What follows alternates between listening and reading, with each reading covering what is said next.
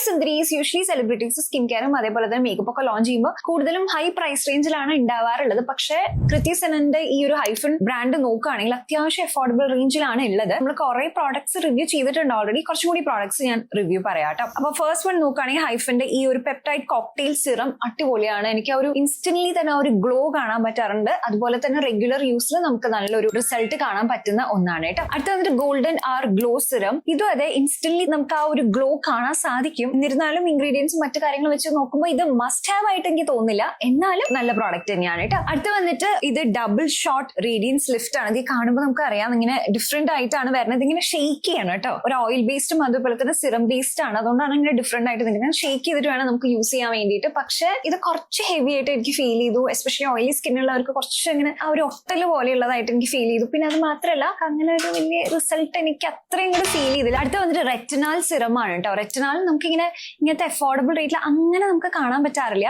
Usually നമ്മൾ retinols അല്ലേ use ചെയ്യുന്നത്.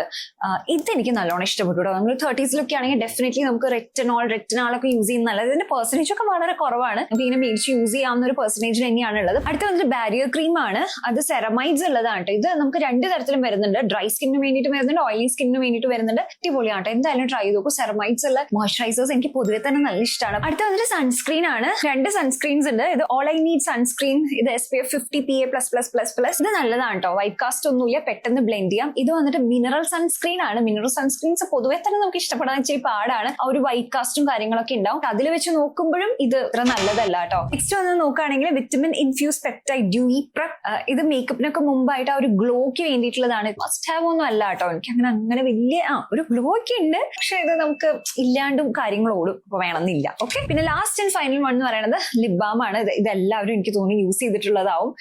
ഇത് നല്ലൊരു ലിപ് ബാം ആണ്. ഇത് കളറൊന്നുമില്ല. ഇപ്പൊ ഞാൻ കുറച്ച് ലിപ് ബാം ഓൾറെഡി ഇട്ടതിന്റെ ഒരു കളറാണ് ഉള്ളത്. ഇത് എനിക്കൊരു നെഗറ്റീവ് ആയിട്ട് പറയാനുള്ളത് ഇതിന്റെ ഒരു ആഫ്റ്റർ ടേസ്റ്റ് ആണ്. ഇതിന്റെ ഒരു മധുരം എനിക്ക് ആ ഒരു ആഫ്റ്റർ ടേസ്റ്റ് അത്ര ഇഷ്ടമല്ല. അതല്ലെങ്കിൽ നല്ല ഹൈഡ്രേറ്റിംഗ് ആയിട്ടുള്ള ലിപ് ബാം ആണ് കേട്ടോ. പ്രോഡക്ട്സ് എല്ലാം ഇവിടെ ടാഗ് ചെയ്തിട്ടുണ്ട്. ഇതിന്റെ എല്ലാത്തിന്റെ ആവശ്യം നമുക്ക് എന്തായാലും ഇല്ല. നമ്മുടെ സ്കിൻ പ്രോബ്ലം ഏതാണ് എന്നുള്ളത് നോക്കിയിട്ട് അതിനനുസരിച്ചിട്ടുള്ളത് മേടിച്ചാൽ മതി.